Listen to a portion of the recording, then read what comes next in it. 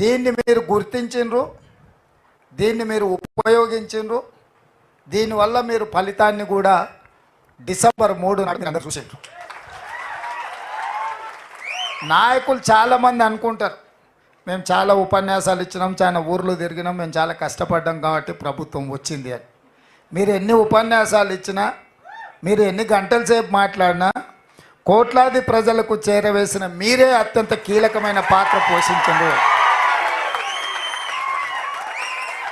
నాయకులకు ప్రజలకు అనుసంధానకర్తలుగా మీరు వ్యవహరించారు.